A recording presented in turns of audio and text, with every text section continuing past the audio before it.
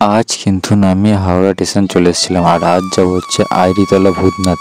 তো আইরিতলা ভূতনাথ যাবো বলে কিন্তু না হাওড়া হচ্ছে স্টেশন চলে এসেছিলাম। এই হচ্ছে স্টেশন, আর স্টেশনের ঠিক উল্টো দিকেই পড়বে হচ্ছে লঞ্চ ঘাট। আর লঞ্চ ঘাটে চলে এসেছিলাম, আর লঞ্চ ঘাট থাকতে কিন্তু টিকিট ফাইনালি কিন্তু কেটে নিয়েছিলাম, আর কেটে নিয়ে কিন্তু লঞ্চে চেপে পড়েছিলাম।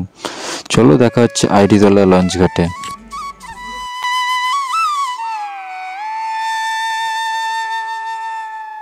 চলে এসেছি আইরিতলা লঞ্চ ঘাট, আর যাবো। मुझको भी गले से लगाओ ना बाबा।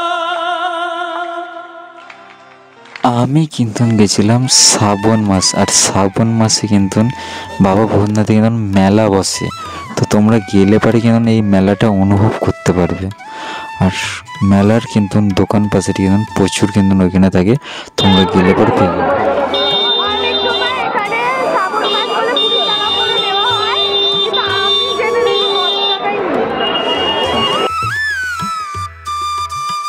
এখানে কিন্তু মিষ্টির দোকানও রয়েছে, কিনে নিতে পারো পুজো দেওয়ার জন্য।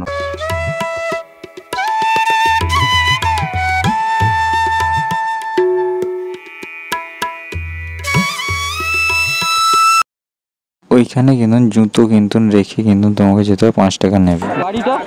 বাড়ি হাবড়া থেকে। আচ্ছা,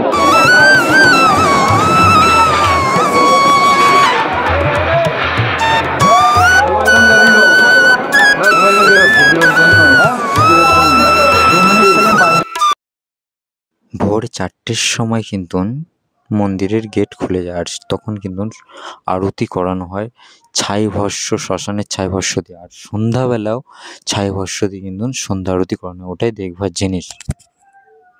ক্যামেরা ফোন কিন্তু ভেতরে নিষিদ্ধ আছে, তোমরা গেলে পারে ভেতরে পর্যন্ত প্রবেশ করতে পারবে না।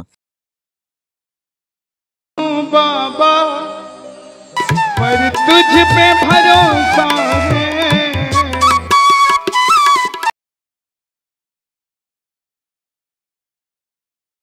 আজকের ভিডিও এই পর্যন্তই, পরের ভিডিওতে দেখা হবে। ভিডিও ভালো হয়ে থাকলে লাইক সাবস্ক্রাইব করতে ভুলবেন না।